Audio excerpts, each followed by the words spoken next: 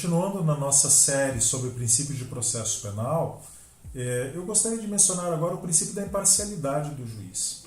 Esse parece ser um dos princípios mais cardinais do processo penal.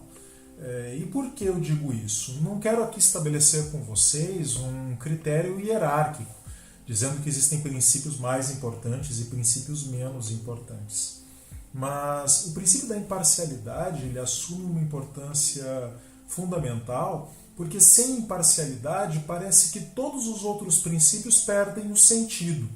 Parece que todos os outros princípios podem ser simplesmente anulados por um ato de vontade. Se nós temos um juiz imparcial, o ordenamento jurídico e a legalidade são aplicados.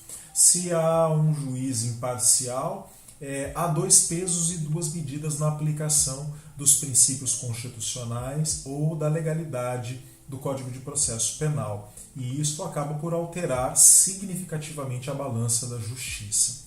É por isso que nós dizemos que a imparcialidade ela é fundamental. É claro que ela é muito atacada, filosófica, política e sociologicamente como impossível, ou talvez até como um mito da modernidade.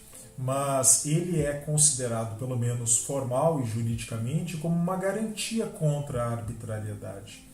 As formalidades do direito elas são muito importantes exatamente para que nós tenhamos essa barreira contra um exercício de um poder arbitrário.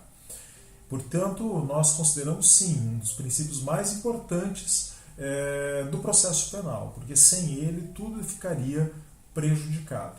A Constituição de 88 prevê garantias para os magistrados, previstas lá no artigo 95 da Constituição, e também vedações, que estão previstas no seu parágrafo único.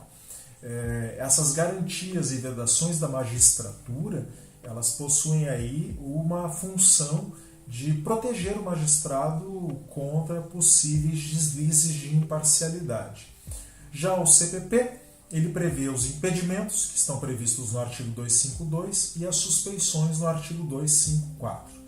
Eu gostaria de mencionar também para vocês a súmula 206 do Supremo Tribunal Federal, que diz textualmente que é nulo o julgamento ulterior pelo júri com a participação de jurado que funcionou em julgamento anterior do mesmo processo, exatamente para que nós possamos proteger a imparcialidade daquele que julga, seja um juiz togado, seja um juiz de fato. E aqui o princípio se aplicará indistintamente a qualquer um que tenha o poder de julgar.